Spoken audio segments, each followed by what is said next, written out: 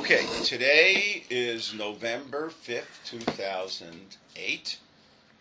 It's a great day in America.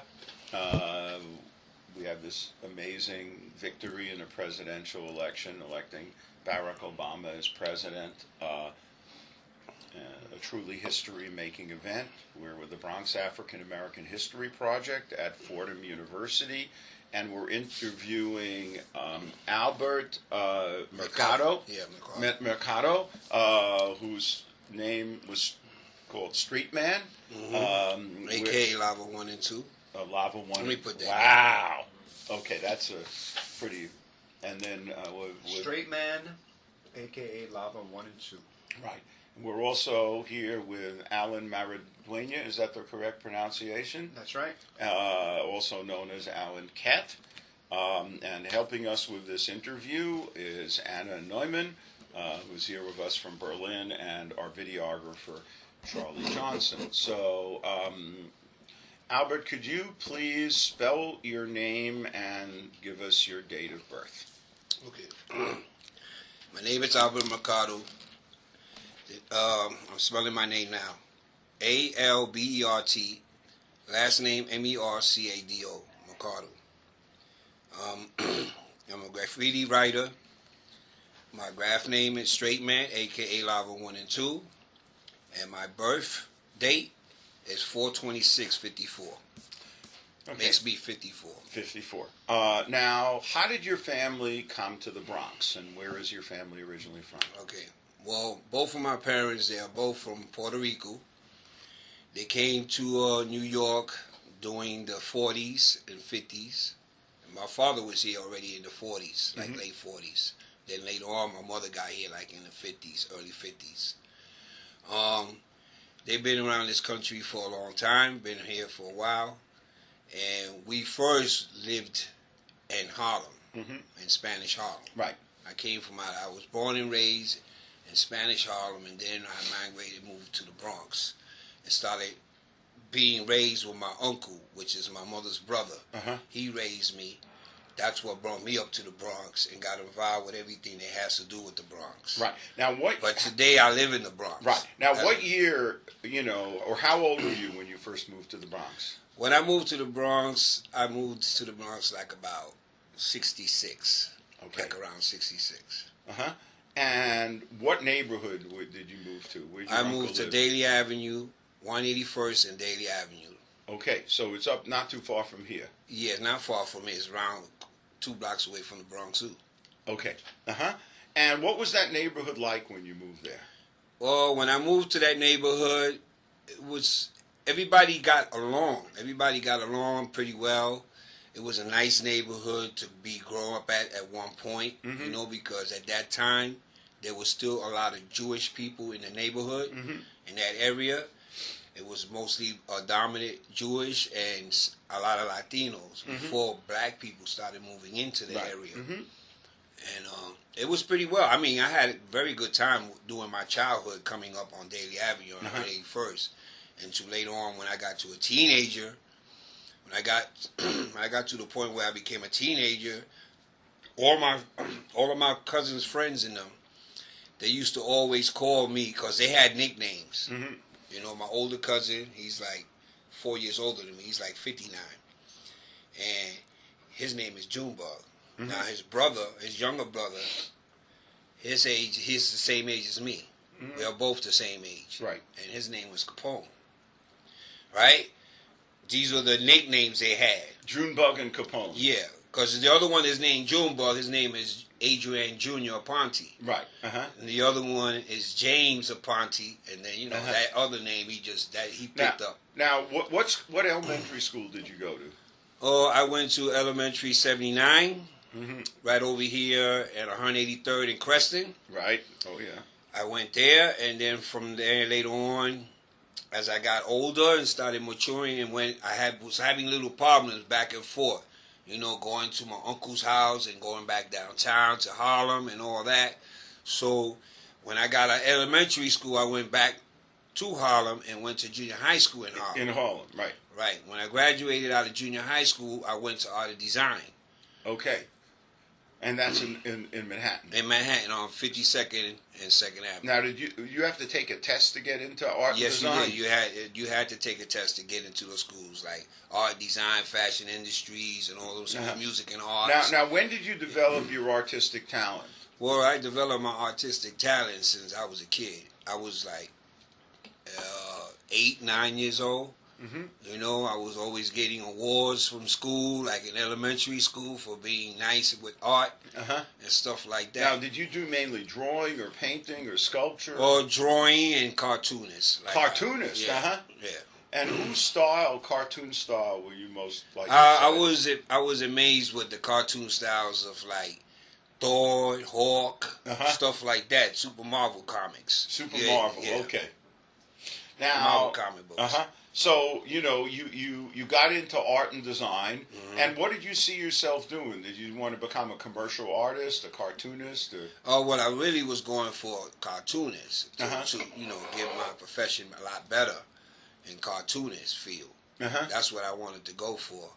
But then, you know, I was having a lot of discrepancies inside the school, because in that school, when I was there at the time, it was minority in there. The majority of the people in there was white. And I would always have problems with some of the students in there and stuff like that. There were like very few Latinos and black that were in that school, you know. So I was having problems with that, and I told my mom, I don't want to be in this school no more. I see too much racist stuff going on in the school. So I want to get out of the school. And from there I went to Manhattan Vocational. And what street was that on? On 96th Street between 2nd and 1st. Okay. Manhattan Vocational Tech. I went there. I stayed there for about a year. I didn't like that. I didn't like that school because it was too much gangs going on at the time. During that period, too much gangs going on over there, and problems I was having over there at the school with fights and stuff like that. So I got out of that school, and I went to DeWitt Clinton. Went to school, attended at DeWitt Clinton High School with my cousin. Yeah. Now, were you living in Harlem when you went to Clinton, or you're back in the Bronx? I'm back in the Bronx. You're back in the Bronx. Yes. So is that the 70s you're at DeWitt Clinton, or still yeah, in the 60s? In the 70s. Okay. I got out of DeWitt Clinton, graduated from DeWitt Clinton in 72. So you graduated in 72. Right.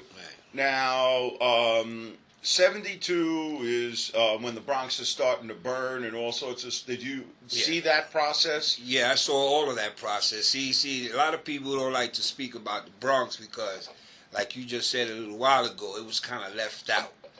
You know, the Bronx was left out. You know what I mean? They didn't want to talk about it because you had a lot of these guys, they owned these buildings, these landlords and stuff like that, and they were having the people living in those quarters like that there, in those conditions, living in those buildings. Sometimes you see like a whole abandoned building, and out of a building that may hold like 60 units, 40 units, you know, only 3 or 5 families live in that building. Yeah.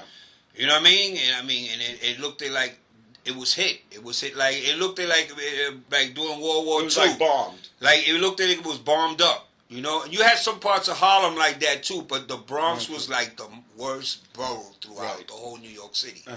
I mean, it looked like if someone ran through there and they just bombed it up, or either the landlords was burnt, they were actually having people to burn the building so they can get the insurance off the building or make money off the building. Now, did you actually know people who were hired to burn buildings by landlords? Well, I know 1 or 2 cats. I don't want any names. No, I'm mentioning no names, but I know 1 or 2 cats that I grew up with that was told, you know, we give you some amount of money if you just go in there. Because my students couldn't believe, you know, we talked about that in my class, and I said that was what happened. The landlords burned their buildings for insurance. How many did you burn down? I didn't burn anything down.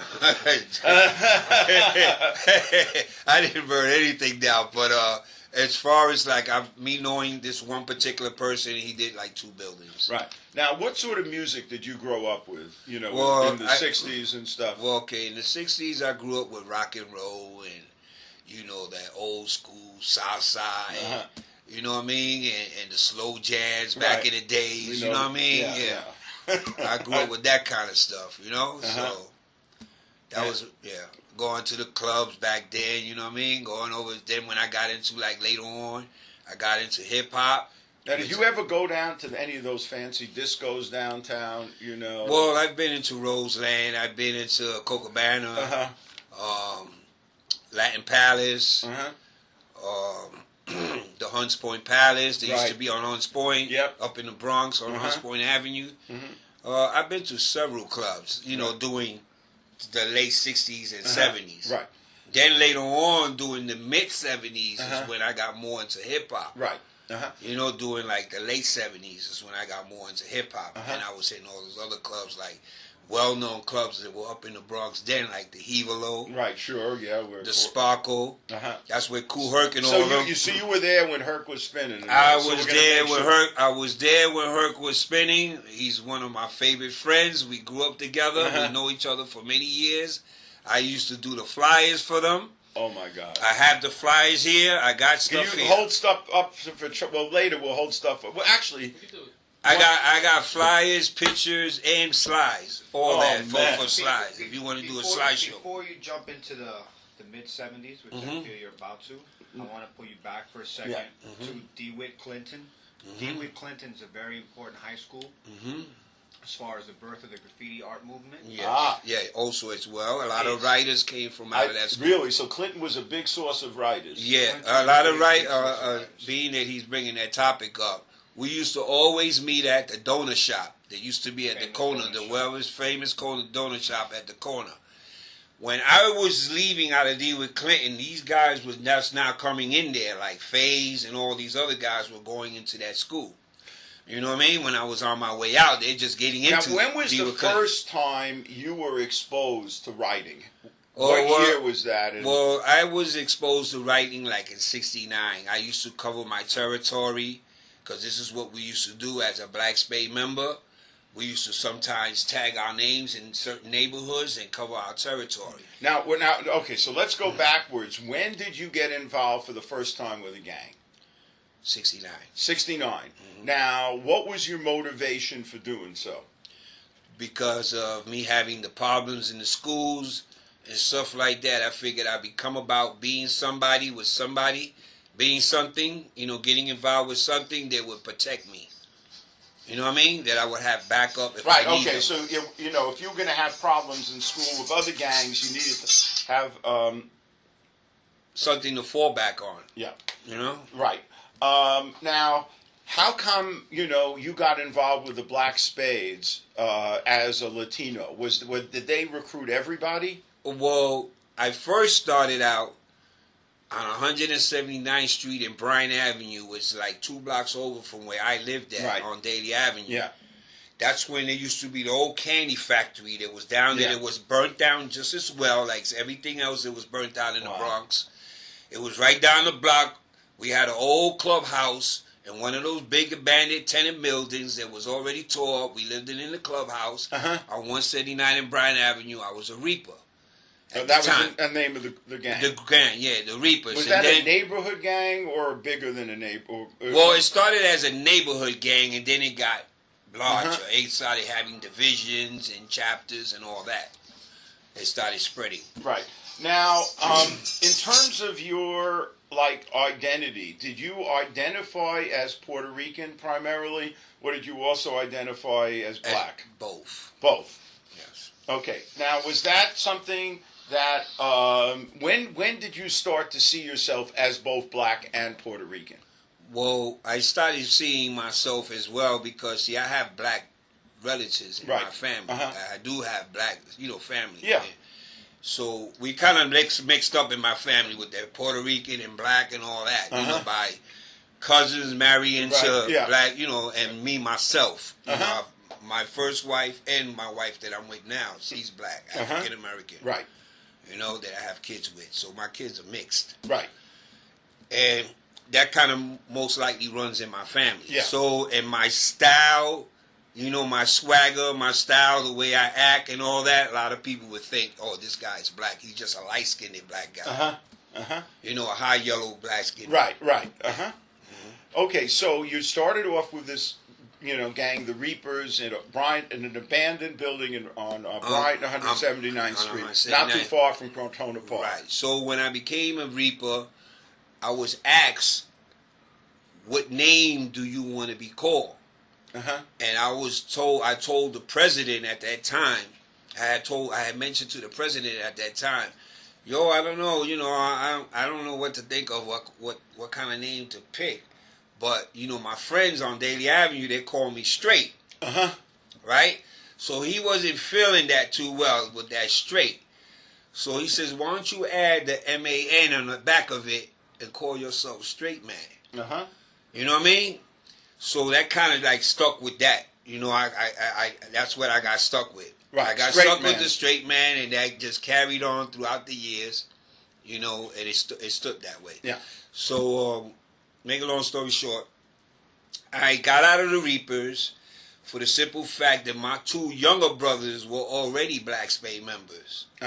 So, if they in Black Spades, it made me easier for me to get involved with them, and be a part of them. Now, because why would I want to be in a different gang and my brothers are two other, in now, another was the gang? Black Spades a bigger gang? Yeah, it was a bigger gang, a much bigger gang, and it was large in New York City. We were like 704 something thousand deep throughout New York City. For back then. We had divisions and chapters throughout all boroughs. But most of us was mainly in Bronx. The majority of the Black Spades were in the Bronx and in Harlem. I had them from Lower East Side, Spanish Harlem, and Harlem on the West Side where the blacks is at. You know what I mean? But in the Latino areas, I had them kind of mixed. And Lower East Side, I had them kind of mixed. So it wasn't like all black. Like in the Bronx, you would see the majority of the Black Spades were black.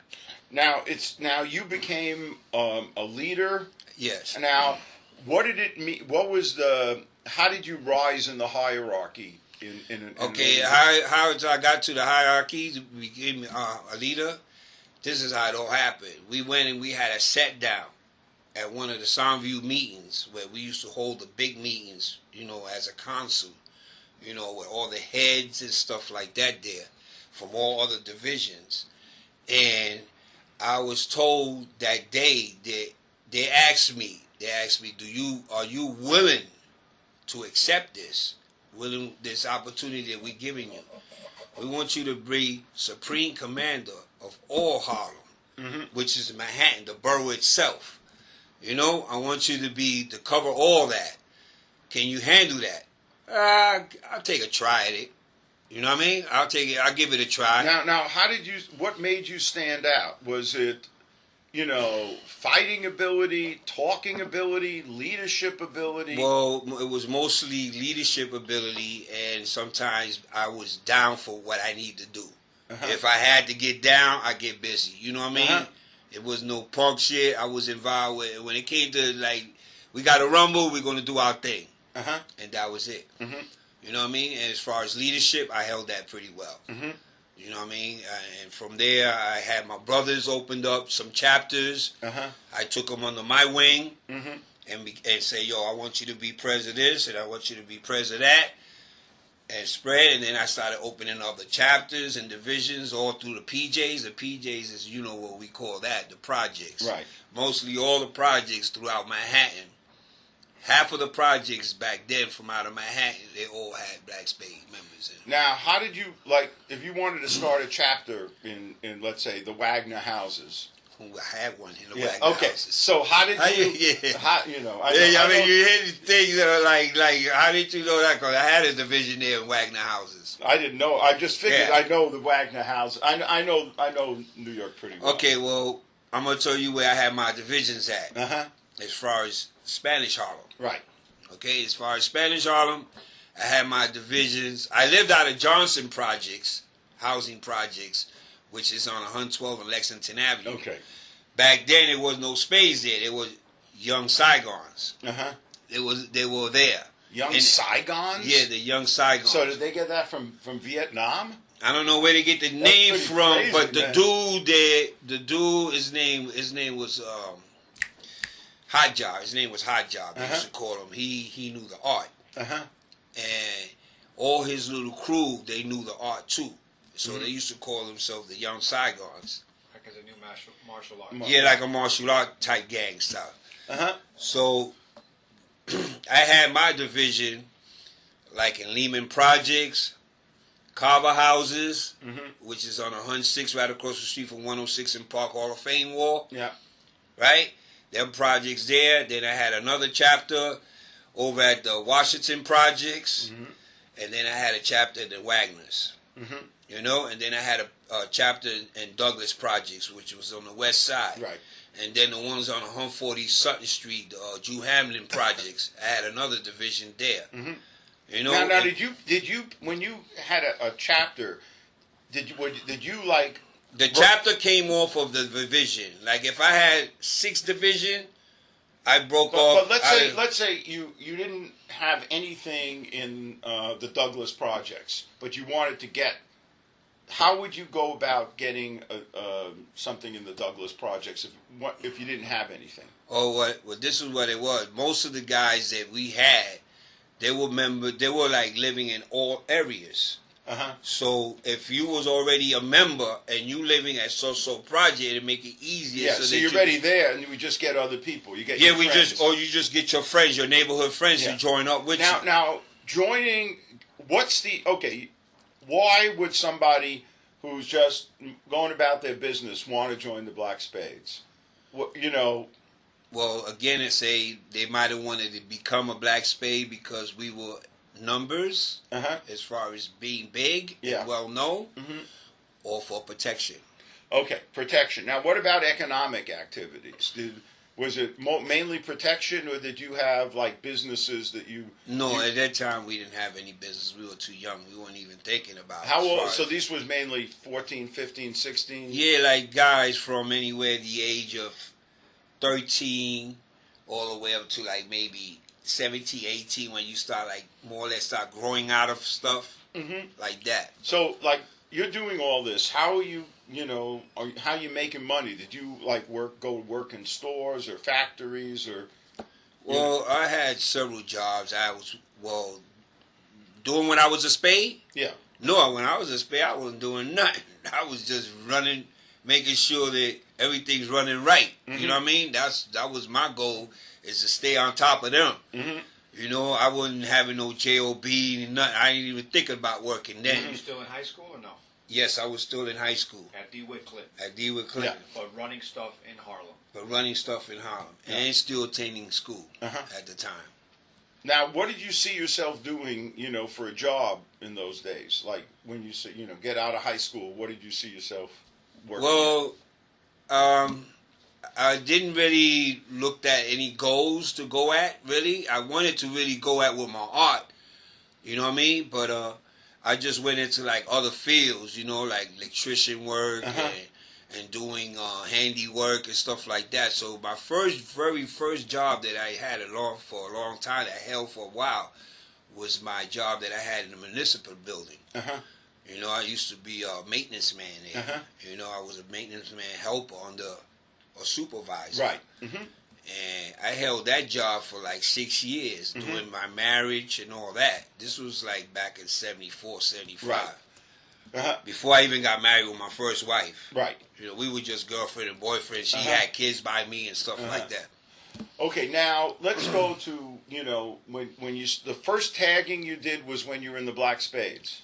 In the Black Spades. Now, was this a different form of tagging than what becomes famous citywide? It was Hockey 183. Okay, this is like a little bit before he came in the picture. All right, we were just doing things around, like I said, most gangs or most areas, people were tagging their neighborhoods. And from there, I went into started hitting the buses and all that. I became hitting the buses a lot. Now, what was your tag at that point? At that point, I was writing Straight Man and SM1. Straight Man and SM1. SM1 is abbreviation, like cutting it short. Yeah, okay, and that would be too long. You'd put that on the buses. Yeah. Now, what about? Sorry to cut you off, Mark. What about Black Spades? Were you also writing Straight Man Black Spade? Yeah, I would write Straight Man Black Spade to represent who I am. Okay. Now, having this artistic talent, did you do something a little more elaborate than other people who didn't have that talent, or was it something you just? At that point, you weren't thinking about artistic.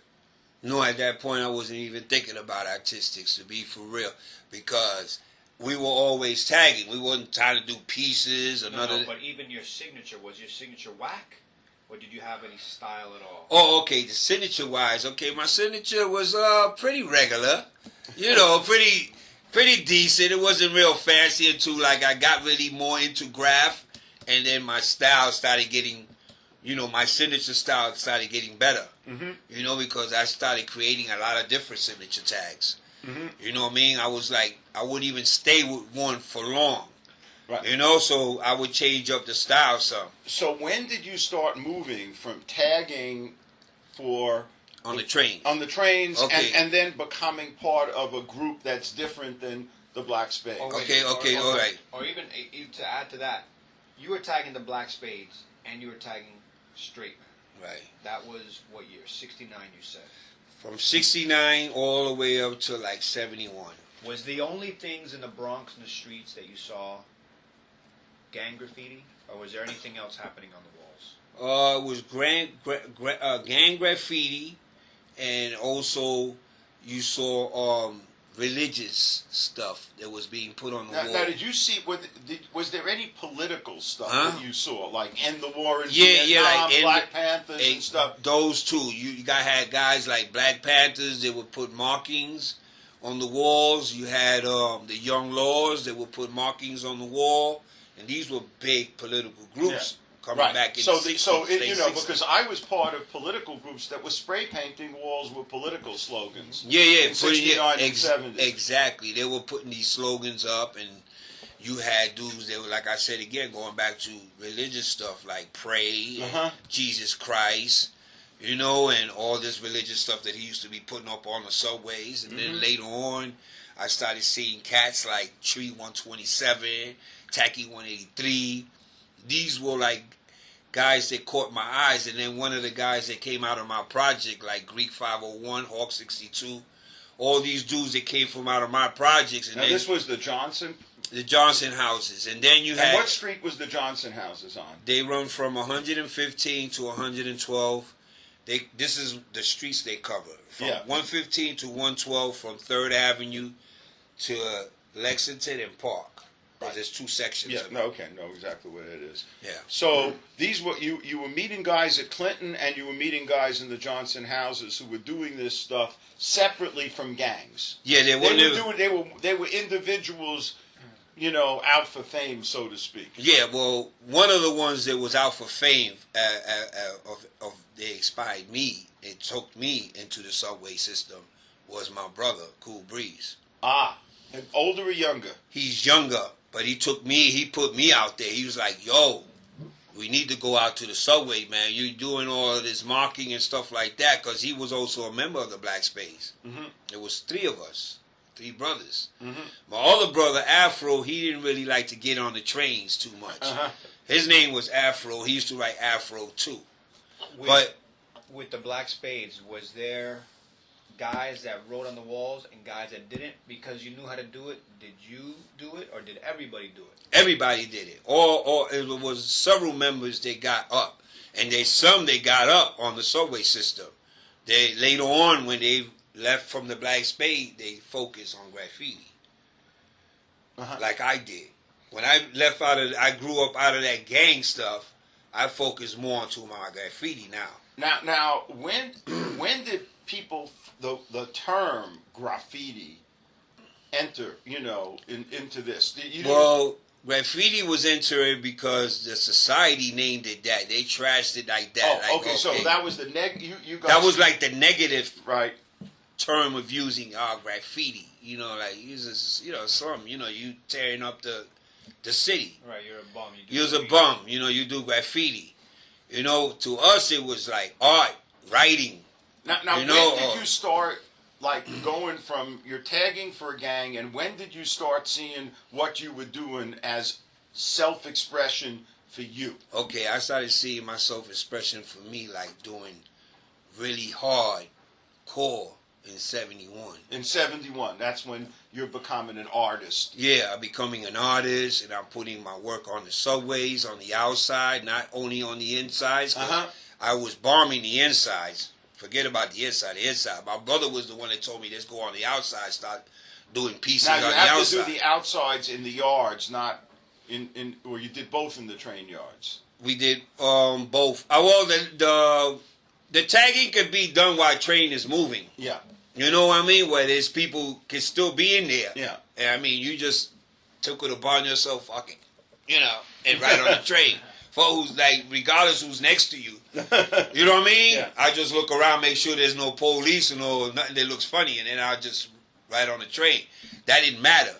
You know what I mean? But we mostly went to the layups and the yards. Now, which yards did you go to? Where were you? I've gone to a lot of them. I went to the D yard. I've been to Now tell us underneath where the Tracy. these spots are. You know. Okay, I've been underneath Tracy Towers. That's Okay. a yard where the 4 line is at. Okay. It's right across the street from From DeWitt Clinton, Clinton yeah. High School, exactly. And I've been to the D yard. You know, that's And where's the D yard? The D yard, it's right in between the stop Mashula Parkway and what's the next stop Bedford between? Park. Yeah, in Bedford Okay. Park. The D yard. I've been there. I've been to the Ghost Yard 207. I've been to I know in Manhattan. yeah, I've been to Espinal Gardens on the 140 Sutton Street. Know where that is? Yeah, I've been there. I've been to the Utica layup. Mm-hmm. I've been to the Newston and Kingston layups during the rush hour. They used to park them up right there. I've been to over there by Parkchester. The layups they used to run all the way by there. The layups are number 2 on the Allenton, by Allenton Avenue all the way to Gun Hill. Right. All those layups up there. The 4 layups. You know, when they used to park the 4s during the weekends on the tracks, in the middle of the tracks. Oh, I've gone. Now, what was the relationship between the people who were doing this? Were you guys like partners, rivals, both? Partners. People. And sometimes we run into rivals, whereas dudes that come from like other places like Queens and Brooklyn, and we so happened to meet up with them, and it was like, yo, who you at? Where you from? You know what I mean? Like that. You know what I'm saying? Then, you know, at the beginning it's not a good look, but then after a while when they see you more often, it's like, oh, okay, this guy's getting up. You know, he's being around in a lot of places. You know, these guys that coming from out of Brooklyn are like Bob, Spin, Superstruck, Nikita. Now, when did you know you had a citywide reputation? How quickly did that come for you? Oh, well, that came to me like quick. By 74, I tore New York up. By 74, I really destroyed the city. I mean, my brother, he went and he joined the army. He left me. You know, he left me like in 75. He went into the service. He joined the army. So I took it from there. You know what I mean? And did you create masterpieces and stuff? Well, I was doing, for us, it was like we was doing some pieces then. But then, like, really masterpieces, it really took in place to like 75, 76 on up. You know, as far as bringing the 3-dimensional out. Wow. And stuff like that. When I was doing it, you know, we would just take a fat cap, you know, and do an outline and put stars or stripes or whatever inside the fillings and stuff like that there, and we left it like that. You know, and then after a while, we started clouding people's piece, you know, work. There was tags underneath it, so that way all those tags don't show up. We will come out with clouds so that we cover all that background before we put in the piece to bring it out. Right. When you were doing that, the clouding, the pieces, you were still in DeWitt Clinton. No, I wasn't. I got out of DeWitt Clinton then. And you're working. This is why you're working at the municipal building. Yes. So you got a job downtown, and then you have this whole other life. This whole other life. You have 2 lives. You have I have guy life. I'm a working guy now, and with 2 kids. You know what I mean? Okay. You know, by then I already had my 2 kids. And you living know, in the Bronx? No, I wasn't living in the Bronx. You're I was still living in Harlem. in Harlem then. Right. You were still painting in the Bronx. But I was still painting in the Bronx because most of my members, you know, and guys that I dealt with, like FaZe, Lonnie, and Riff, and all these guys, Ski 168, Purple Haze 68, 168, Tracy, all these dudes are dudes that I hung out with. So they were all from the Bronx. Now, and were any of them Black Spades? No, not No. those So guys. these were artists. They were artists. You know what I mean? They later on became well known, became known artists. Yeah. Wow. These are DeWitt Clinton high school people, or some of them attended that school. Right. Yeah. Now, when did this? This seems like it's absolutely taken off. It's become this whole thing around the city. You've got, serious artists doing this. When does it connect with b-boying? As and the DJs who created hip hop, or does it ever? Or did you connect with Herc accidentally rather than there being a natural connection between all right. that? How I connected with Kool Herc. First of all, I was more connected at one point with like AJ, Grandmaster Flash, right. Dudes like that, for the simple reason I was connected with them throughout Phase, because Phase was doing their flyers at one point. Okay, so what happened was the DJs were looking for ways to promote what they were doing, and they went to the graffiti people because they were the most talented artists. Right, so they'll go to them and they'll come to us and say, "Yo, I'd like you to do me a layout of a flyer with a character or something on it." You know what I mean? And we'll give you all the information we want you to put on paper. And why was Phase the one that they... Well, Phase was one that was out there like that first, because of his so much of his art, and he had a lot of connection with people that was getting into the music at the time. And so he was like, he went out there, he said, "Yo, I could start, promoting and start doing flyers." But I just want to say that AJ is part of the Cold Crush Brothers, right? No, he's not. No, wait a minute. AJ is... Who is he? AJ, Cool DJ AJ. The DJs, the MCs that were with Cool DJ AJ was Disco B. Right? And Love Bostowski. Oh, okay. Right. Those were his MCs. He was just the man on the turntable. Right. And then he had several other guys that came in. He was a Bronx guy? Yeah, he's a Bronx. All these cats that I'm basically mentioning that I'm going to talk about as far as hip-hop in the Bronx are from the Bronx. Even though we had a few of them that I've dealt with in Manhattan, too. Later on, when I went from doing the flyers and becoming a promoter. Yeah. When I became a promoter of LTD3 production in Manhattan, I had mostly all the DJs and MCs in Manhattan, like Spoonie G and all these dudes was under my wings. So when you know what I mean? So you started doing artwork as well. But Phase was the one that put me on. Yes. Now this is what, like 75 or so, or earlier than that? About 74, 75. Now, were you aware of Herc's parties when he started throwing them 73, 74 over at like 1520 Sedgwick and Cedar Park? Yes, I'm aware of that. Now, what were people saying about that at the time? People was loving it at the time.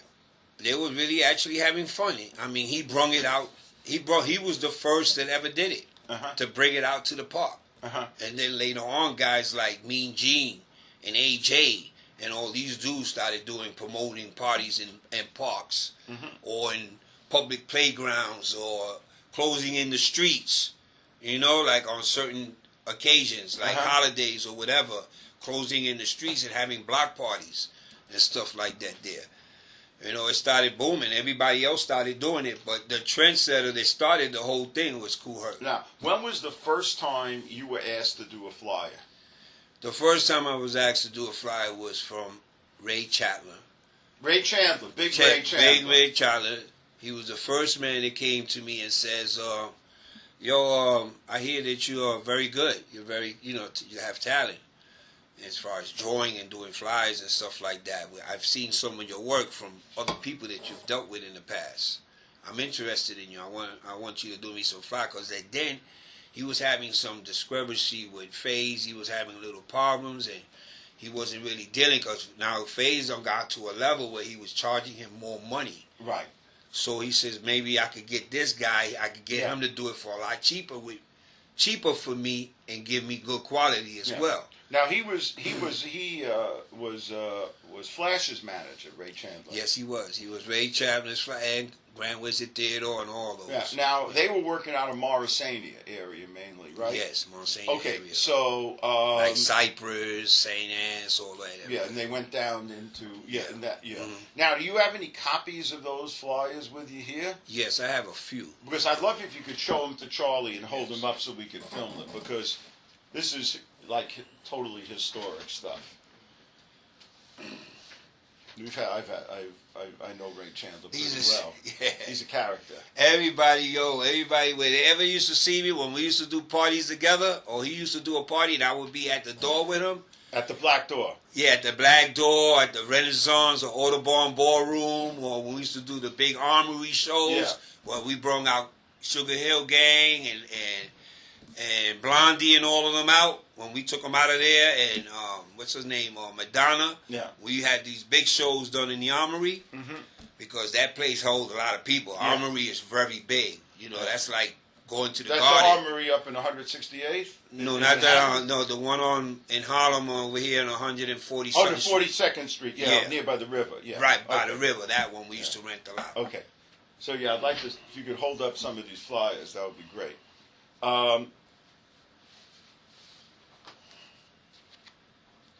Now, where was the Black Door located? Because I keep getting The was, Black Door was located on Boston Road. Between on where and where? It was more going into like getting ready to hit 174th Street. Okay, than so it's Boston further Road. up, close to like where Prospect was. Yeah, close up where that Prospect and And- stuff like that, into that. Yeah. Yeah. So, yeah, Anna? I was just wondering, like, at the time when you got kind of more, like, started to hang around with the graffiti artists, how did the other gang members react to that? Was that kind of... Oh, how did it react Yeah. by me being involved with graffiti? Yeah, as far like- as getting, when I got out of the gangs and got more into more graffiti, Yeah. there wasn't a problem with that because we had other spades that kind of during that time, and during that time was hitting hard the subways Okay. too, like Slide 2, Cool C. You know what I mean? Cool Kevin 1. You had a lot of dudes that were spades. They were all spades as well. Okay. So it wasn't a problem with that. Now, when did you get the lava, designation as opposed to straight man? Okay, how I got to about coming up with the lava is that one day I come back from the yard, and my brother didn't come out with me that day. He did something somewhere that day. I think he was hitting somewhere else. He was already home when I got home. I got home like at 4 in the morning. And he tells me, yo, the best thing you could do is to get that pain off of you is go get yourself some soap, some of that lava soap they sell down in the store. You know what I mean? It's sold down in the store. So when I go, because it's a construction soap. Right, yeah, where no, it I takes know. a lot of Yeah. stuff out of it. So I brought it and I took it upstairs and I was looking at it. I was looking at the bar soap, the wrapper, the way it used to look. It was in big block letters saying lava with the volcano drawing on the background. And I said, wow. Because everybody at that time was getting other names. Like Phase 2 was writing CAD, C-A-D. You know, Riff was writing Worm. Everybody was writing different names. Everybody was coming up with other names, so that'll throw off, the Vandal Squad. Some, like, oh, well, we throw them off. So my brother, Cool Breeze, he went from T-SIP, T.SIP. Right? He went from T-SIP. So I said, well, let me pick something that's short, and I could get around with this a lot quicker. Right. So I looked at the bar. I said, hey, bro, I think I'm going to use this name, man. This name, it sounds hot. I like the drawing and everything, the way it looks. So I think I'm going to go run with this, man. From soap. From a soap. Yeah. Before anybody else comes and grabs it and run with it. But why 1 and 2? Okay, well, the reason why I brung in the 1 and 2 later on is because you had other cats that was using the 1 and 2, like Little Rock and Prince and all these other guys that was back then. They were putting 1 and 2, Pinky 1 and 2 and all that, you know what I mean? So I was like, oh, I'm going to go with that, with the 1 and 2. Before it was just Lava 1. Right. When I first did it, it was just Lava 1. Uh-huh. And then I put the 1 and 2. So it'd be Lava 1 and 2, 1 and only. Uh-huh. And that's how it stayed. Right. From there, it stayed that way. 1 and 2 means you're locking down The whole thing. Ownership of Of that the name. word. That word, name. Locking it down. And it stood locked. Yeah. I mean, to my knowledge, I don't know of anyone in any other state. They came with the idea of using that name. Is a respect that's. I think it's a certain respect. level. I think it's a respect because there's been other places, like in other states, where other writers come from. Fortunately, they end up copying or either writing someone else's name that's already been used. Uh-huh. It was used here first. Because this is the mecca of graffiti, where it first started. Well, what if someone wrote Lava 3? You know, if someone wrote a Lava 3, hey, if I hear about it now in these days. No, not now in these days. Back then I would probably have a little problem with that situation. You know, I was like, yo, you can't use that. Uh-huh. I'm locking this down right here by telling you 1 and 2. Why would you want to come and put Lava 3? Mm-hmm. You know what I mean? Or either write the name, period. Haven't even have the intentions of using the name. Uh-huh. Now, did you have to have a deal with anybody like that who tried to? No, I have never ran into that situation because I have not yet. And from then to now, I have not ran into anyone that used that name. Now, did people know of your Black Spades connection so that people didn't challenge you the way? Now that we're speaking on that, yes. A lot of people did not want to challenge me on that to that fact because of me and my brothers, the reputation that we had, and being from the reputation of being a Black Spade member. Don't fuck with those cats. Right. They're not to be played with. How tall are you, Albert? You know what I mean? I'm almost 6'4". My brother is 6'5", weigh 3 and some change. You know, and my other brother was 6 foot. So you're talking about 6 feeters, big guys. Yeah. No, You know what I mean? They was like, no, we're not playing. And then half these other guys, they were little. Yeah. Fuzz and these guys were young. Fuzz, I remember when I smacked him in the face on Arlington Avenue for going over somebody's stuff. And one day my brother had him peeing in his pants because he had him like this, turned upside down. You know what I mean? That's so he was probably 3 feet tall. You know what I mean? He was short. He was a little 12-year-old kid. You know, because I remember when we got off at Arlington Avenue one day, we happened to get off the subway because we smelled the paint. Right? We were on our way to Gun Hill. You know, to hit those layups that go by 225th and all that. Yeah. We said, yo, let's get off at this stop. When we got off at this stop, it was Fuzz and 2 other guys that were there with him. They clouding somebody over someone's piece. So I told him, yo, come over here, man. This is how we first met. Let's come over here. And he says, what do you want me for? I said, come over here. So he said, all right, give me a hand. Boom, I lift him up. You know, got him up from the trap and stuff. Then his other boy, I said, yo, you your boy, tell your boy, bring that that bag of paint. Bring it upstairs too. Bring it up. You know, so later on that day, you know, I did what I did to him. I said, yo, you don't go over no writers. You don't disrespect writers. You know what I mean? That shit about putting toys or Hot 110 you or try to cover somebody else's piece to try to throw yours on top of his stuff. That's a no-no. You know what I mean? You know, because we were going around doing things like that, catching guys that was out there like doing foul play to other writers, disrespecting other writers.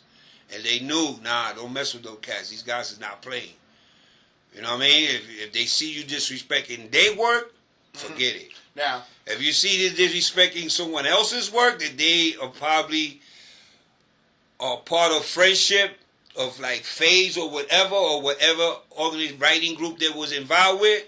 You know, like, well, I was involved with X Vandale before I became I&D's. right. I&D's came about Phase bringing that out. He the one that first when they brought out the independent writers. You know what I mean? What's X Vandals? Huh? What is the X Vandals? What are you talking about? What does that stand for? The X Vandals? Yeah. It was just a writing group. You know, as far as knowledge of what it means, nah, it's just like we were vandals. It was like, but But what is the Was X there a stand for? certain standard you had to be up to do this? Was this only people who had a certain level of expertise? Yeah, It well, was like a trade association? it was a trade association, most likely. It was like a name where people was just using The ex-Vandals were the most famous graffiti writing crew. group. Yeah, back then. graffiti And group besides back then. Vanguards. Right, the Vanguards. And X stand for experienced Vandals. Right. Experienced vandals. That's Yeah. very... The experience, and they were out of Erasmus High High school. School in They're from, Brooklyn. that's my high school. Right. They're They from- started from Brooklyn, and then later on, they went from Brooklyn to Manhattan, got to hold of a lot of Manhattan writers, where then later on, Wow. you had these dudes from the Broadway writing ex-Vandals. You had Stay High. He was one of the first ones. Were these guys like racially mixed? Like you had, black, Yeah, white black kids black- also? Yeah, we had blacks, Latinos, whites that were ex-Vandals as Right. well. Was that the first writing group that you were down with? The first writing group that I was down Now let me ask you a question you don't have to answer because I know like Chandler and I know Disco Wiz. Did you have enough juice so you could get away without carrying a gun? Yeah. Okay, so you never had to carry a gun. No, I never had to carry a gun. Okay, well that's amazing in those things because some Yeah. people did. Yeah, I but knew 'cause Chandler's there boy. was a couple of guys that carried guns. He carried a gun. Well, I because- know Chandler. He carried the gun because he's making sure that whatever he's doing that day goes well, and Yeah. nobody comes with the idea Yeah. of trying to stick up the place. Now, did you know Louis Cedeno? Disco Wiz, that guy. I know Disco Wiz. Yeah, yes. because he was a guard for things. So Right. He had to Mhm. carry. Yeah, because he was down with the Casanova crew. Yeah, right. Okay, so let's hold up some of the stuff because I think Okay. it's ex-Vandals. Wow. Okay, that's like There's the Lava 1 and 2 and the ex-Vandals signature. And then why'd you write Do It down here? I'll do it because he's like, go ahead, do it, A lot of times when you cats wrote their signatures, they would write slogans Slogans on the next to bottom. their names. Like, go ahead, do it. or, That's can, almost- or dig it, or can you dig Yeah, it? you dig. You dig. that's almost like Panther Young Lord stuff. Well, that's because that's the same era. Wow. And there's an SM. That's an signature, SM. An SM1. Yeah. On the bottom. Mhm. And then this is this? Okay, this is strictly Black Spades pictures, photos of us as members, Okay. at certain events. Can you that we show have. them the flyer stuff? Yeah, that we we- want to Okay. hold that up for Charlie. Wow. Okay, this is a magazine that I was put in this magazine in what was it, 2005. Right. It's called The Streets, The Untold Story of Hip Hop. Right? And in this book here, you're going to see the Cold Crush Brothers. Ah, yes. Now, did you know them back in the day? Yes, that's Grandmaster Cash and all of them Yeah. from the Cold Crush. Yeah, and Tony they're Tone. they're from the Phipps houses. Some of them down. Yeah, by some the of them zoo. from Soundview and all that. Yeah. Yeah. Then right here it's the book. I tagged it all up on the front cover. Graffiti artist pioneer. Wow. Does anybody have? This is another flyer guy here. Like- This is another flyer guy here that signed to my book. His name was Buddy Esquire. Another famous flyer maker that Man, came look in at that afterwards. handwriting. Where was he from? He comes from out of Soundview. He's from the Bronx too. And he used to write something else before he wrote Buddy Esquire. Yeah, he had some writing name, but I forgot. I don't remember his writing name. But he did wrote graffiti. He was around during the time where KRS and Right. Scott LaRock and all of them was doing Right. graffiti Now, as well. one question: did you ever get into b-boying or breaking, or that? wasn't I did. I wasn't crazy so much of a dancer. I did a little bit, but I wasn't all that stuff like spinning in the head and Yeah, all that right, stuff right, like uh-huh. that. Nah, I wasn't. Uh-huh. I was too tall for that. Did they print some of your flyers in here? Yes, I have something of my work in here too as well. They go Tony Tone. Uh-huh. Okay, this is it says right here the guys that put this book together, You know, it says art and graphic, right? Directions, right? Director, right? Then you got this guy here, straight man, Joe Conzo, Yeah. and Sleepy Johnson. He's Joe the one Conzo's a good friend of mine. Oh, you met Joe Conzo? More than met. We've interviewed him. We hang out together. Okay, he's a good brother. Yeah. He just came out. Yeah. So he just came out with a book. Yeah. No. Yeah. We were Born in the Bronx. No, I see. His mother is a real good friend of mine, Lorena Montenegro, who runs United Bronx Parents. So we go back a long way, and we're for some wars together. So, Suzanne knows him too, no? oh yeah, Suzanne knows his father. Too. Look at this is a photograph of how the Bronx looked. Yeah.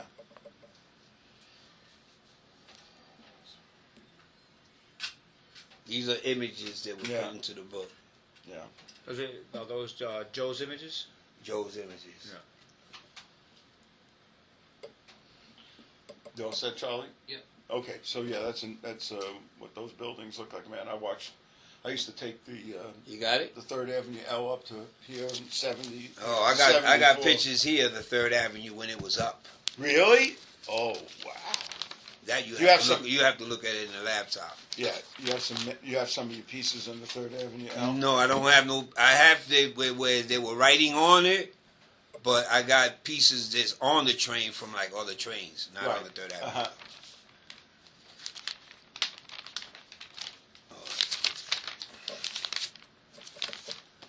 This is DJ Hollywood, one of the famous hip hop yeah? artists. Right. He's one of the They well talk known. about him in one of the books. He just had his birthday party a week ago. Uh-huh. They had his anniversary party, and he's one of the oldest founders of hip hop. Yeah. Then later on came Love Bug and Kool Herc. Yeah, I saw Love Bug over in Cortona Park, one of the old-time park jams. Okay, this is a flyer of mine, a party that I gave at the PAL on 123rd Street. Wow. This is one of my flyers right there. Are any of your flyers in Yes, Yes, You All, that book by... Yes, I have some. Like 3 of them. It's Right. in there. It's in that book, the Charlie Ahern yeah, book. right, Charlie Ahern's book. This is a gang group which was called back then the Seven Immortals. Uh-huh. They come from Parkchester, over that area. This is the Black Spades, telling a story about us throughout the whole thing. If you read the book, it tells you, how Now, we can was you this, still how we buy this from somewhere? This how we position? came about. Total collector's item. No, this is a collector's item. I value very much. You'll find this. Maybe you might, if I could get connected with the dude, you might could get it through online. But it's 2000. It's from 2000, right? Yeah, from 2000. So it's a possibility you might get it. You're not finding it in no stand, because this magazine, when it first came out, it came out and it was doing quarterly. Right. It wasn't doing like every month. Just like Vibe and Source, they were doing quarterly first, like every other 3 months or Do you like have that. any other examples of your flyer work with you? Did you bring any? Yes, of course. Now this is here. This is talk about us. This is from the first division of the Black Spades. You see, he's wearing his colors. And then in there it tells you how they went from Black Spades to Casanovas, and from Casanovas. So the Casanovas were recruited out of the Black Spades by Chandler. Yes, they were security for hip hop. Yeah, security for Flash. Yeah, for hip hop. Right. Period. Okay, and they were all Black Spades. They were all Black Spade members, Tiny and all of them. And may he rest in peace. Yeah. So Now, did you when- become security for Casanova? No, I never became security. I never got involved with all these other groups. Yeah. Later on, they went in from that to the other. I was more business doing flyers and stopped becoming You a weren't the promoter. strong arm guy anymore. You were more the business guy. Yeah, more the business trying to get money. Yeah, because for Casanova, you probably had to carry a gun. Yeah. So what everybody tells me is that your equipment, And then later on, you better be armed because somebody's going to take your equipment. yeah, exactly. Especially when it came down to battles. Yeah. And here's this is K Slate. He's on the stations now. That's K Slate's work. right? This is me and Buddy Esquire together. Wow, what year is from that? This is a 2000. Oh, so that was the picture then, yeah. Yeah. That's me and Buddy Esquire here. And that's right here. There's talking a little small thing about Smiley 149, who was a writer too. Yeah. Now, one thing I want to ask you: what were these places like the There go Sparkle, Cool Herc. wow, and the Hevelo light? Oh, it talks about all The Sparkle, Cool Herc. wow, and the Hevelo light. Oh, it talks about all that in here in this book. This book here. If you read this, it speaks for itself. No, but what was it like for you to go into like the Sparkle or the Hevelo? Those places. Oh well, those places like that was like more or less the you would hear about in the Bronx a lot. Like, yo, let's go to Hevelo. That's where it's gonna be happening tonight. Was this a real club, or it was more like a hole in the wall? No, it was a club, a real club. A real club with tables. With tables and all that. The Hevelos right there on Burnside. Right. Used to get over right on Burnside and walk down the block. And then the Sparkle was a little further up. Because after they burned down the Hevelo, everybody started heading off to the Sparkle and going to the XC Garage. Right. Skate Fever. Those are all, and then Disco Fever's down a little further, closer to No, Disco Stadium. Fever was more close to Yankee Stadium. That was over there on 167 off of Jerome, which was a very known club too. That was where the first Fever was at. Then later on, throughout the years, back in the mid '80s, they moved it up to right here on Tremont in Webster. Right. It was called Fever 2. Fever 2. So what was it like going to the Hevelo? Who was DJing there? Why would you want to go there? Because Kool Herc was there. You know what I mean? Guys like that. You know, Kool Herc, Eddie Cheever, you know, Hollywood, Pete DJ Jones. Yeah. You know, by the way, we interviewed Pete DJ Jones here. Yeah, that's my man too. Tall. Yeah. Now, seriously tall, like 6'9" tall. Yeah. He was going to be pro. He played for ABA. I you know. He could have went to pro. Yeah. You know, he played overseas. Yeah. And stuff like that. So you went there to see the music, to hear the music. To hear the music and dance to the music, because I was into that party stuff back then. You know, back then I was still young, and you know, I stood a day I parties too. You have any platform shoes in those days? Yeah, the big heels and the hats. The hats, the big old rims, and you know the big polyesters, the highball collars. Yeah, and, I got it. Yeah. Okay. You know what I mean? The knits. You know, the Bly's. The Bly's shirt shop. Yeah, you know what I mean? We get, our pants, later on we started making our pants tailor-made. Mr. Tony's? Yeah, whoa, you know, Mr. Toadies. Yeah. You know, Japan House, another place that used to make the tailors for us. See, if you were a ball player, you knew all that stuff too, because the ball players and the art and you know the hustlers and the music. And then later on, that all kind of went together with the music and the competition of the way of dressing. Yeah. You know, everybody was competing with each other. You know what I mean? Now, was heroin taking down any people that you knew, or most of the people kept away from heroin? It took away. Later on throughout the years, I've seen a lot of my friends get taken away from the heroin, or coming back from Nam, you know, with drug habits and stuff like that. Coming back from Vietnam, a lot of them took place right in the neighborhood. You know, let themselves go with that. They got trapped with that heroin and stuff like that. Some of them, they messed up and messing with their own supply. Right. You know what I mean? At one point, you know, they kept it for themselves, you know what I mean, as far as making money from it. But then eventually it got to the point where it started getting to a lot. I mean, it kind of like grabbed me for a minute, but I backed off from it. Good. You know what I mean? I got hipped, and I said, nah, this is not what I like. I mean, Joe got hit for 10 years. Man. You know, I was like, nah, this is not me. I don't like that. Good. You know what I mean? I've tried several stuff during my days. I mean, I've tried everything, but my thing was always weed. Right. You know, I love to smoke pot.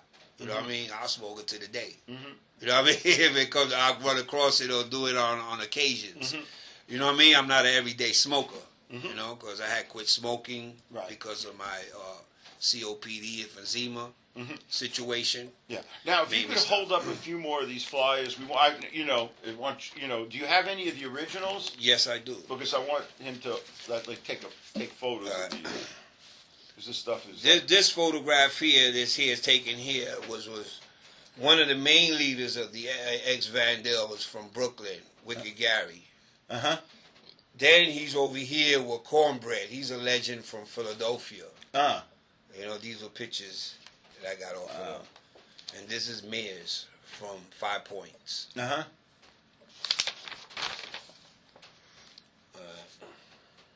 These are the guys here. It's just me here with Tracy and Cornbread. Uh-huh. That's Cornbread, Wicked Gary. That's all of us taking a picture right here. All of us together. Mm-hmm.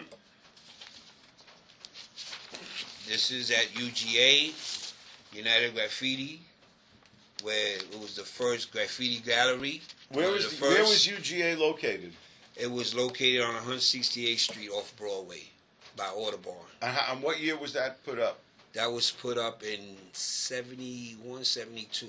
What? 72. 72. That early? Yeah. You had a gallery? Yeah. Of graffiti. That's wild. It was started by Hugo Martinez. That's him right here. He's looking down. That's crazy. In 72? Yeah. He started it out when he was a student at City College. Mm-hmm. Yeah. This is UGA. All artwork inside the gallery. This is one of Tracy's sketches of himself. Right. Okay, this is about hip hop and all that. Crazy Leg.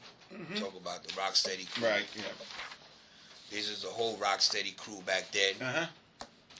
So you're going to get them to Fordham? Hopefully. Yeah. That's Right. the whole Rocksteady crew Uh-huh. right there. Ones that are still around, because some of them are not around anymore. This was my first flyer. Oh, my God. One of my first flyers to like advertise, so that hold make it up close to him. to say that we are in business. This is phase 2 here. That was his address and phone number back then, which I crossed out. Then that was me right here.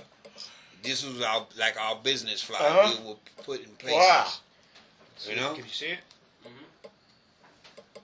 And what year was that? This here was in 79. 79.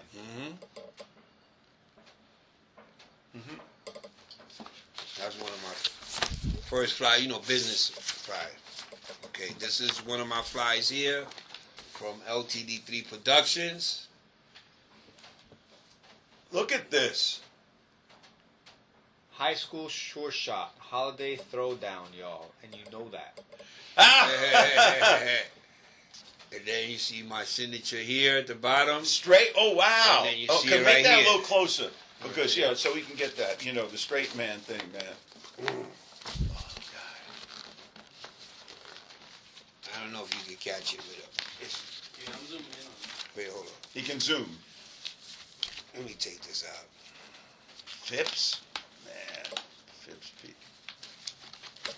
So this is, okay, now we know. I got more flyers at home, but I didn't bring everything. I just brought a little bit of pieces. Yeah. Oops. I can hold that up. You got it? You seen that?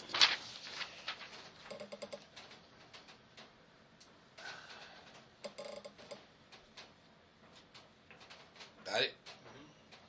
Say it right there. Mr. Freeze, Kenny Sex, the Super 3 MCs. And this is another one? This is another flyer with Cool DJ AJ and Grand Wizard Theodore. Right here, we was doing this in the Small Paradise at the Renaissance. Right here, these another straight flyer. Yeah, at Small's Paradise. Right, I know we used to go there. Okay. This is a picture of the Funky 4 Plus One More. Uh-huh. That's when Shaw Rock was down with them. That's their press shop. And they're from the Bronx, right? Mm-hmm. This is the Grand Wizard Theodore. Yeah. I mean, not Grand Wizard, Grandmaster Grandmaster Flash Flash and the Furious Fives.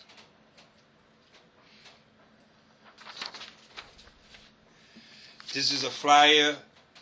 This is my flyer. They came out in the Source magazine in '93. And who is that woman on the flyer? The woman on the flyer is Sherry from the Mercedes Ladies. She's coming here to speak. That's my girl. That's your girl? That's my girl. I can call her anytime. Well, tell her you were at Fordham University, man. All right. Can I see this? I just did a thing with her at the... She just did a book. Yeah, she got a book. I got her book at home. She just did a big And thing. They had a lady... to Daly Avenue. She's from your hood, right? Yeah, she was from my hood back then. Then she live in Manhattan. She lives in 1199 over there by I know where that is. She just did a show on a lady show. It was all the MCs and DJ females that they did at the Magic Johnson Theater like 2 weeks back. Wow. You know? That's my fly here that I did. That's my production, LTD3 production. Now, when did you get into promotion as opposed to the art? Okay. I was still into art. I was still always kept my thing as far as art and doing flyers. Now I wasn't so much like dealing with trains because I quit in '76 off the trains. And then, I became more into my family. Right. And stuff like that. I got married with my wife in '77. And from there, I was more focused into this, like doing flyers, and then I became a promoter because Ray Chandler was kind of like falling off. People was not dealing with him because of money situations. Yeah, that's what Flash says in his book too. Yeah, about money situations and stuff like that. People was not dealing with him because he was like, he would promise you you're getting this, that, and the other. And if the night didn't turn out to be well, you was getting jerked. You know what I mean? So there are a lot of these guys, they were more or less in my age bracket.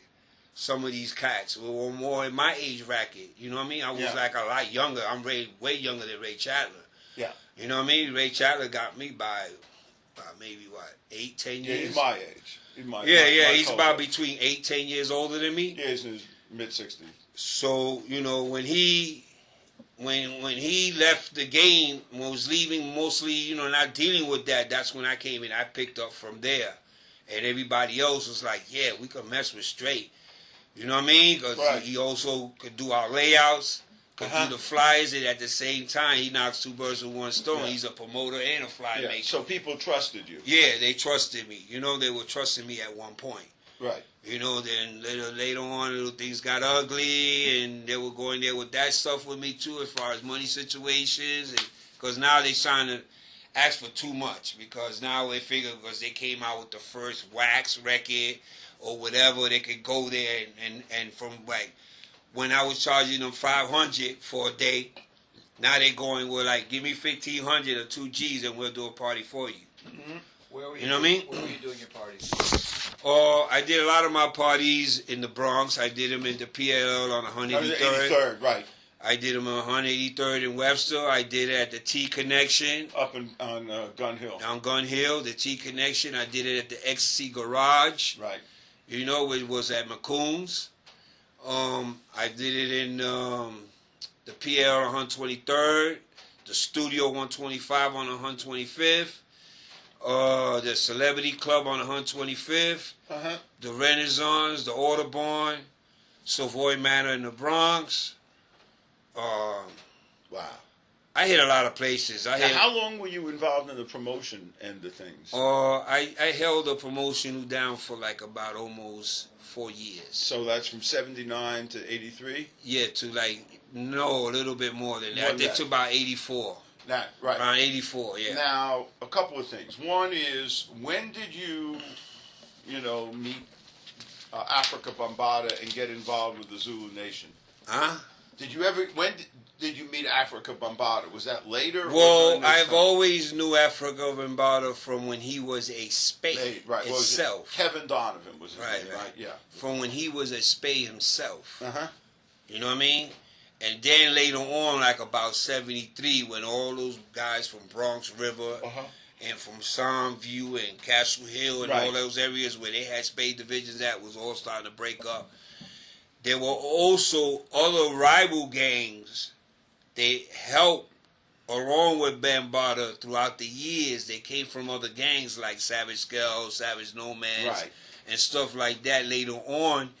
became part of the Zulu Nation. But the Zulu Nation come from the foundation of the space. Right. They are birth. Without, it won't be them if it wasn't us. Right. Now, did you, when they were starting to put together Zulu, were you working with them? No, I did not deal with the Zulus. But I was always cool with them. Right. Okay. You know, I was always cool with them. I attended to a lot of their functions. I followed their functions and stuff like that throughout the years. And stuff like that. And me and Africa Mbata are very close. Okay. We know each other pretty well. Now, it's interesting that you say, you know, you're doing the promotion until 84 because this is one of my first flyers that I did for Fashion Motor. Wow. And what year was this? This was like around 79. Look at this. You know Fashion Motor, right? No. Tell them about Fashion Motor. Fashion Motor was one of the places where another gallery spot that used to have a lot of graffiti artists come out of there. And where was that? Oh, 3rd Avenue and 147th Street. Yes. Yeah, that's in the Bronx. That's the most famous graffiti gallery. The most famous In the Bronx. gallery. In the Bronx. Fashion Motor. Well, in all of New York City at the time. And this is in the 70s? In the 70s. By Stephen Ines. He was exactly. the owner of the gallery. Okay, I got to check that out. There goes it. This was where everybody went to. This is where the gallery thing really happened. For graffiti, it started at Fashion Motor. Yeah, and then it was The doing UGA music. thing and the Noga thing. The UGA thing Yeah. was kind of a fluke. It Yeah. came really early. But this was But this was presenting shows. It was actually UGA wasn't a gallery. UGA was an organization. Where writers got together to paint, and Hugo Martinez facilitated it. Right. Right. Fashion Motor was actually A gallery. a real gallery. A And real how gallery. long did it last? It lasted till I started writing. I started writing in '87, And it was still going and it from was this still going. late 70s. Yeah. Wow. Yeah, it went from early 70s to like mid 70s to late 70s. Right. Okay. No, through the '80s. Through even the 80s. I don't know. I went there in '88. Oh shit! Well, they last a long time. man, I didn't I even didn't know. I was I gone. didn't, you know. I was And they missing had- in and action for a minute. No, and they were tremendous shows. This is where people. But like but Lady this is Pink one of the Days, things where we had a Brad party at. started. See, we had a party at, and you see, it's hosted by Stefan Hector Hector and Straight. and Right, Straight. so Stefan is the owner of. Yeah. Fashion Right. Motor. Okay. Now, you say 84, you know, again, crack started to hit the Bronx in 85. 84, 85, because like during the 80s, it was mostly free base. Right, yeah. It went from free base was more, for, like for people that had money Yeah, right. back then. And then they made it more affordable when they made it to where they started bottling up in little Yeah, bottles. put it in baking soda and and baking all that. soda and all that mess. And that's why they came out with the solution. Now, Crack. what did crack do to this world that you were in? Well, the crack, it had everybody bugged out. I mean, it done took it to a higher level that I've never thought that people would go there with that. You know, with that crack. I mean, people was doing stuff to their own parents, killing themselves, killing their parents for a hit. You know, because they were denying them from money. Yeah. Like, yo, mom, give me $10. And mom didn't give you $10. They were so cracked out that they went as far as just killing their mother or beating them all over the head for the money. You know, to get some crack.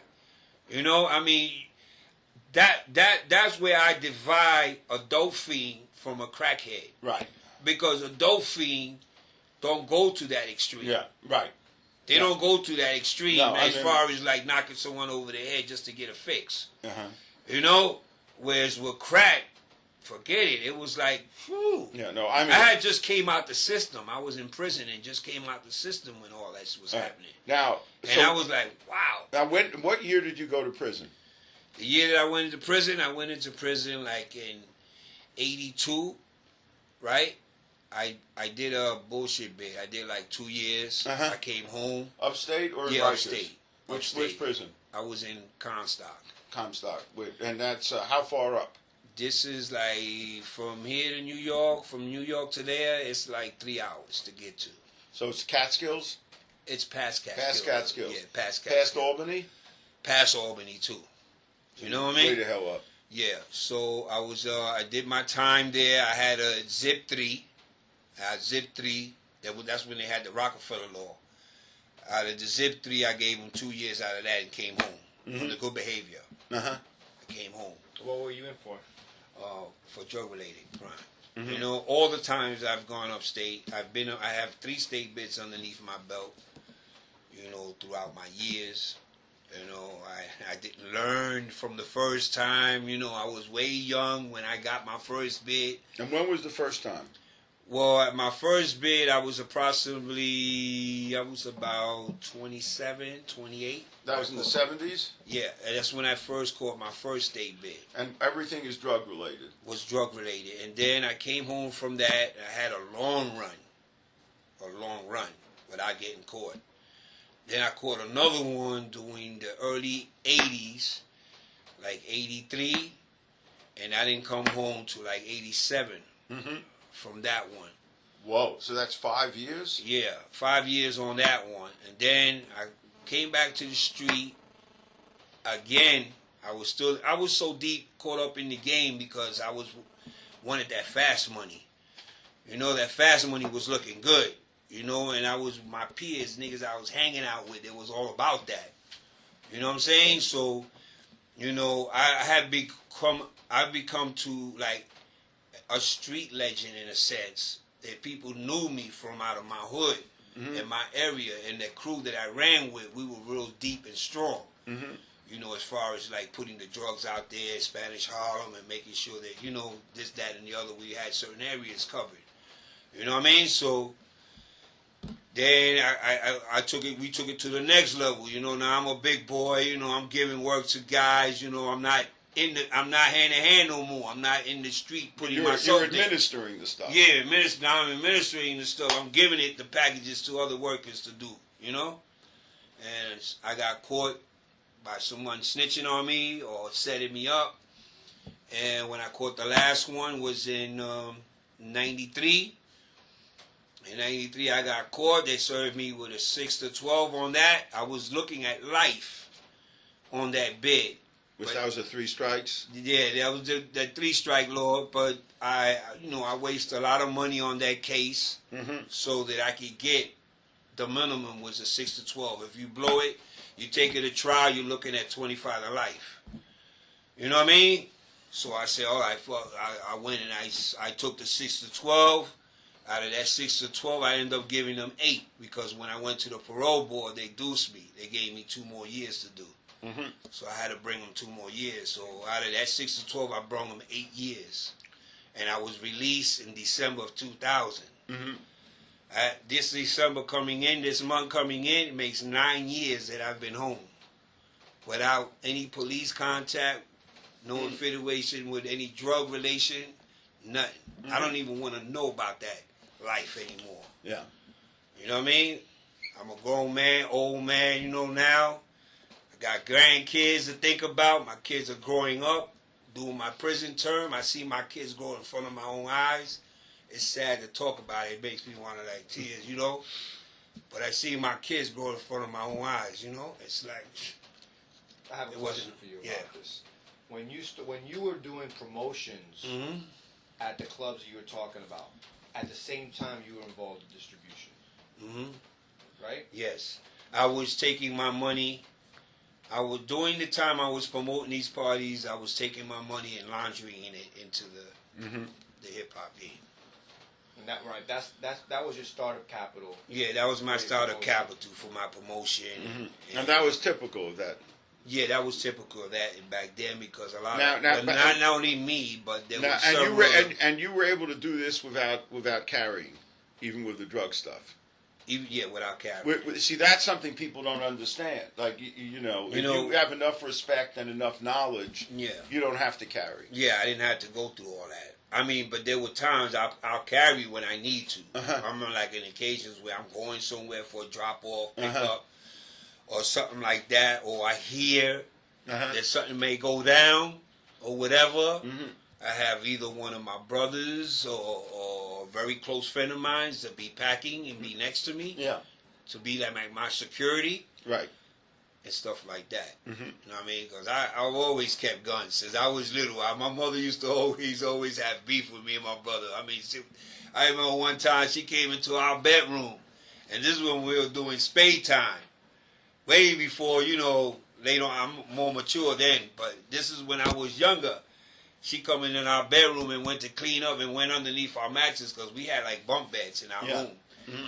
And she went one day cleaning up in the bedroom and lifted up the mattress and she's found a sort of shotguns and guns and 30-06, all that underneath the bed. She said, "Oh boy, no, your guys got to get up out of here. You got to get that gun up out of here. You can't have that in this house." So you weren't carrying. That didn't mean you didn't own weapons. You just weren't carrying them on a day-to-day basis. If you needed to use it. I had it. I had access to it because I always kept the gun. Mm-hmm. You know what I mean? Even off the record, but even to the day, Mm-hmm. if I need it, you know what I'm saying? It's there. Mm-hmm. You know what I'm saying? Now, one of the big issues, like in this country, is what happens to people when they get out. Can you get into the legal labor market? Have you been able to find jobs? Oh yeah, I've been. Well, I've learned my profession that I have now Mm-hmm. in prison. Mm-hmm. I learned it in prison, and then later on I came out. Now, what was that profession? And I studied it out here. What's that? Cutting hair, hairstylist. Oh, okay. This is what I do for a living today, right now. At a barber shop not far from here, 188 and News. Okay. Yeah, walking distance from here. So right in Arthur Avenue. Right between Arthur. It's like where that new playground park is at. Yeah. Where it used to have the big flag of Little Italy. Yeah, right in the basketball court, which they took down. Yeah, where they took down all that. Well, that park there, right across the street from that park, the barber shop is dead in that corner. Okay, so that's where you work. That's where I work at. It's called Falcon's Barber Shop. Falcon's Barber Shop. Yeah, I'll give you a business card later. Okay, sure. So you've seen everything. Yeah, in these streets. I've seen everything. I've lived it, been through it. You know what I mean? And I've been through it hard. Yeah. You know what I mean? I when I speak for shit that I've gone through and things that I've seen. Yeah. You know what I mean? That I have lived that style. Yeah. I've been through that. Yeah. These are more flyers here. These are the Oh, flyers. Look at this. These are the flyers At Forest Center. This oh my is a God. flyer that Phase 2 made. Wow. What year was that? That's an amazing. It's what year? Let me see if he put a year. 78. Wow. That's at the. I know in the Forest Houses, the community center. That's where he lived at. He came out of the Forest Houses. That was from Phase 2? Yeah. Okay, this is another fly here. It was made for Harlem World. Right.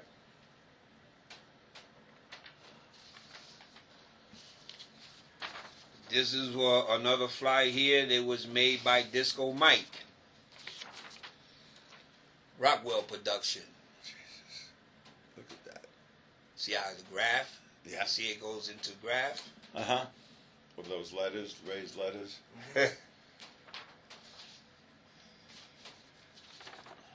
And then this is another flyer of a boat ride. Was this on the Hudson River? Yeah. Now, was this going up to like Bear Mountain or Bear Mountain, going up that way and back. See, I know all this stuff. You were there. That's there was Spoonie G, Cool DJ AJ, Frankie D, and Tony C, Master D, DJ Hollywood. Wow. Heavy Beat, all the legends. This is all on the boat ride? And Miss Spinderella. They used to be down with SW, what's that girl? Salt and Pepper. Salt and Pepper. So this is what year was this? This was in 79. So Spinderella went that far back? Yes. Holy shit. I've never seen anything that early. Hold that up. That's an absolute... The city's #1 female, she's calling herself. Yeah. Okay, this is another fly here of a Memorial Weekend entertainment. Right here, rap convention. This was at the Audubon Ballroom. Yeah, where Malcolm X was shot. Exactly, was killed at. Damn. That's Spoonie G at the end. Yeah. Where he sat there. He was in prison with me in one of the jails I ran into. Now, I Spoonie was G very was surprised. part of the Treacherous Three, right? No. No, wait a minute. Spoonie G was not part of the Treacherous No, Three? he was not part of the Treacherous Three. Okay. He knew the Treacherous Three, but he wasn't a part of the Three. They used to do a lot of shows together. Oh, okay. Okay, was at the Disco Rose Awards show, and they had this at the XC Garage, and it shows this is what you see where it's outlined at. This is where all the flyer makers, they made flyers back during that era, are in this circle right here. My name is in there with FaZe and Buddy Esquire and all. Best flyerman: B. Hicks, Straight Man, Jamal Simmons, Cisco Kid, Roger Rich, Buddy Esquire, Sky High, Danny T, Phase 2, Eddie Ed, A. Riley. Wow. All the fly makers that was out then.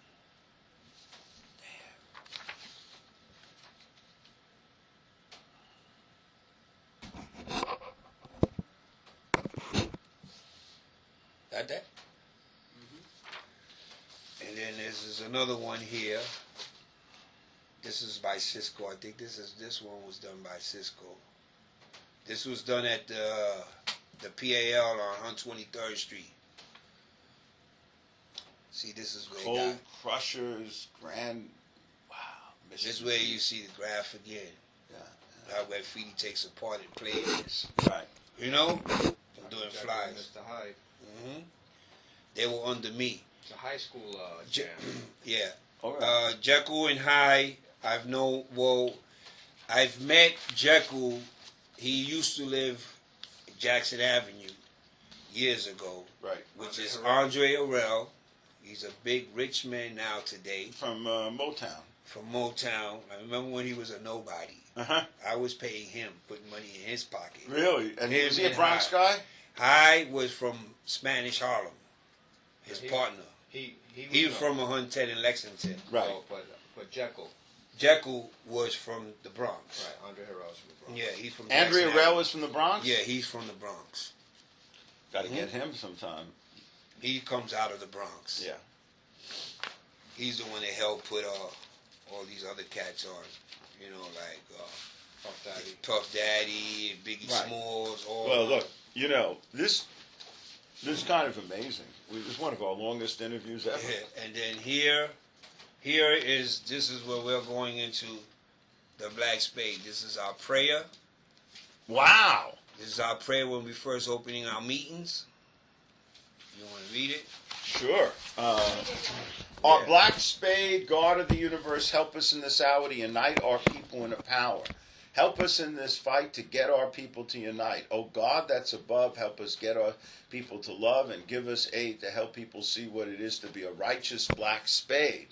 O Black Spade, God of the universe, help people to forgive us for our trespass against them and help us to forgive those who trespass against us, because forgiveness is a must. In the Black Spade, God we trust, and God bless those who gave the ultimate sacrifice so Black Spades could walk in glory twice and be upright and precise. Help us to walk in the path of intellect and help us in a struggle for your respect, because it is in your image that we are made to be a righteous Black Spade. Amen. That's the other one. Straight Man, Black Spades Fraternal Order. Wow. Fraternal Order of the Black Spades is a brother's sisterhood, organized in memory of the brothers and sisters who sacrificed their lives in the struggle for identity and purpose in our community. Brother and sister who called themselves Black Spades, whose original purpose was to be a contributing force in our community, but was unconsciously diminished down to the level of nothing but a so-called street gang. Our reorganization as a brotherhood, sisterhood organization is to set the record straight by showing our true creed by reorganizing ourselves to help deal with the many concerns that affect our communities.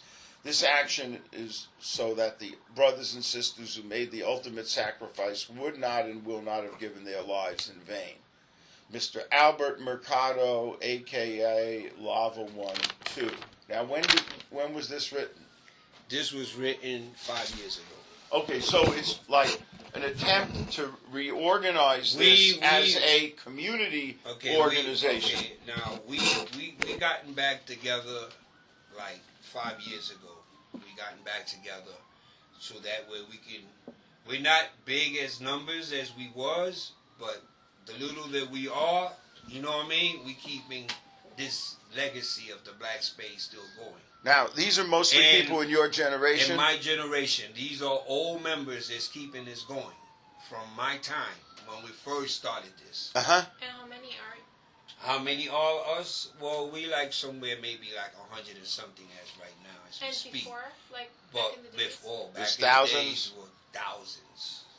We were in thousands. You know what I mean? Like I've said, 7,400 and something members strong throughout New York City. Now today we're little, we're trying to expand it, you know what I mean, and try to go other places with it, which I brought it to the table at the last meeting about me opening a chapter for the Fraternal Order and see how far we go with that. You know what I mean? If I dealt with that situation before, I don't think I would have a problem with it now. So it's like on the table. We haven't okayed it yet.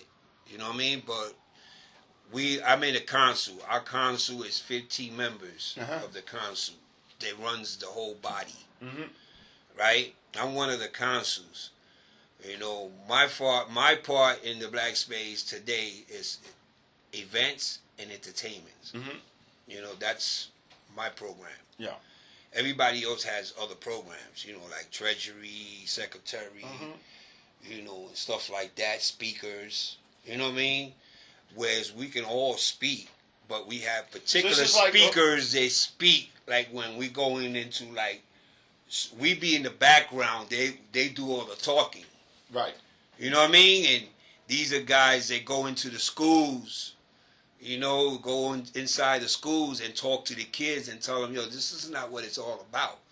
Mm-hmm. You know what I mean? We don't been there and did that. You know what I mean? There's things about the Bloods and the Crips and all these other gangs of rivals that's out here now today. You know, we try to reach out to the communities and letting the kids know that's not what it's about. Getting involved with that.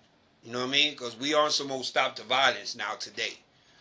You know, we marches and parades and anything that has to do with some big stuff about police brutality, beat on a kid or whatever, and used it force or violence, we be marching down there. You know what I mean? Yeah. So let me have your card because I work with a lot of community groups. Yeah. Okay. This is a cookout memory. A cookout. Yeah, cookout we gave. Memory cookout. Wow. That's amazing. We do them every year. These are certain, different logos. Wow.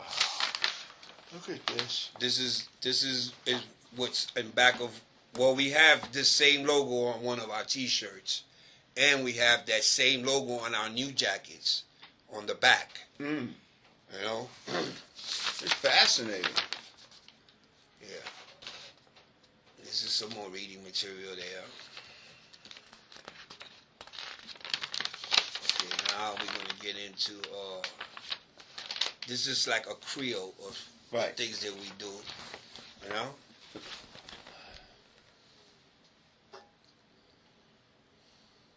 Yep.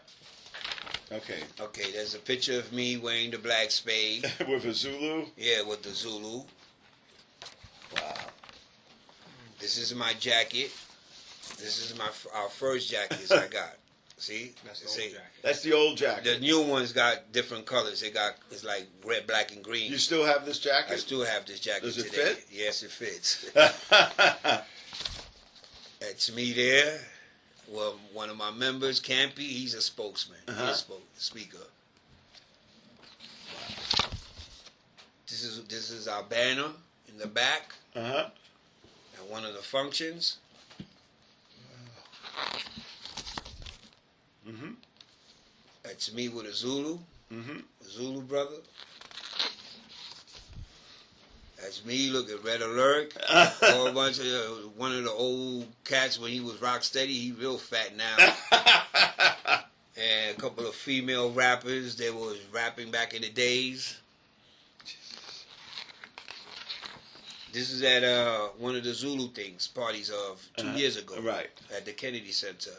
They go Africa Bambaataa there. That's Grandmaster Cash, Uh-huh. right there, from the Cold Crush. Cold Crush.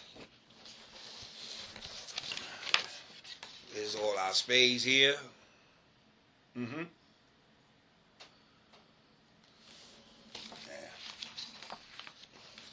There's the shirts. Remember the other shirts Uh-huh. that with the other logo? Right. We got all kinds of shirts. You know, T-shirts that we always come in making. Here's some other shirts here too. See, these guys like the wings. Right.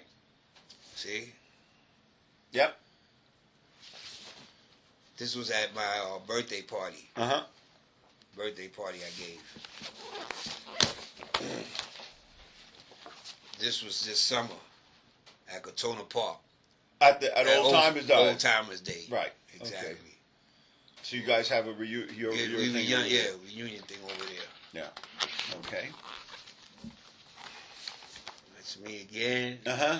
Who you see there? You ever know? Charlie. Charlie. Charlie. Hey, on. Charlie Ahern. Right there. Yeah, they does. Yeah. You know. Yeah. Damn. Interesting. I know that he likes wear rucksack, SpongeBob rucksack. These are the parades that we have attended. You know. They become very active, pretty active in the community. I guess. Well, good. Yeah. Well, this is great stuff. So, I mean, this is like, again, most of the time we go this long, we end up doing 2 interviews. This is like close to a world's record. But, in winding it up, is there anything you would like to leave, especially for young people who are going to be listening to this interview or some portion of it? What would you like to say about your life and your legacy? Well, as far as my life and my legacy, from taking it from a negative term to a positive, turning it over to a positive type thing. Mine wasn't going very well at the beginning, and then it turned out to, it took me a couple of punishments, like to wake up and smell the coffee. It took me at an old age to learn, you ain't got it in you too many more. You ain't got too many more time to do. You know what I'm saying? You're getting too old for that shit. Uh-huh. When I came home, I was at the age of like 46, going at 47, and I'm now 54. I can not picture myself going in this system again. Mm-hmm. First of all, as far unless it's someone that's very dearly close to me, or hurt one of my family or members or something like that, where I might have to go out all out and do something that might cause me to do time, which I'm not trying to go there. You mean like John McCain or somebody? I'm not trying to go there with that. You know what I mean? Yeah. But, I did a big turnover, and a lot of people see that. A lot of my friends and peers that I dealt with, they was like, you made a whole 360. You're a changed person today. Mm-hmm. You're not the same guy that I knew like 20 years ago, 30 years ago. I mean, when you was like, you wasn't trying to hear shit. You was hard-headed. You was just going for whatever you want to go for, and that was it. You know what I mean? You didn't want to hear it. Take heed to what people was telling you. You know what I'm saying? I was very hard-headed. I guess we all like that when you went a Taurus like me, very hard-headed, bullheaded. But, as far as the kids is concerned, all I can say, we all learn from mistakes, man. We all learn, through our struggles, Right. and I've gone through many struggles during my time, from doing my late 60s all the way through the 70s and 80s. I've seen a lot of barriers that came across me, that I've seen a lot of things happen. As far as what I see out in society, as far as in my family relationships, of my own peers, my families and stuff, members and stuff, going through stuff. So I've learned a lot from that, And all I can tell the kids now today is, man, don't wait too long to wake up like I did, If you go through these things, You know, just try to avoid that. You know, avoid from other guys like telling you, yo, let's get involved with this or let's do this and the other. I mean, you know, have your own head. Think for yourself. You know what I mean? Don't let nobody think for you. Right. You know what I'm saying? You know, put you up to doing anything that you don't want to do. Right. You know, that's all I can say. You know? Well, thank you very much. You know, this was a very powerful, important interview. Thank you for sharing things with us, and you know, stay part of our family, and you know, keep us posted on what your organization is doing, and maybe we can help out. Maybe there's be a day. Maybe we can come up in here as a group. As a group, a few of us can come up in here and talk. Absolutely. And you know what I mean? And if you need me to come talk to your group, you know, I do all sorts of stuff in Bronx history with music. Yeah. You know, I can do that too. Oh, we can do that. Work that out. Okay. You know, we can work it out where we meet with you or you meet with us. Yeah, either way. You know what I mean? Okay. Thank you very much. And Alan, great job, and thank you for doing this.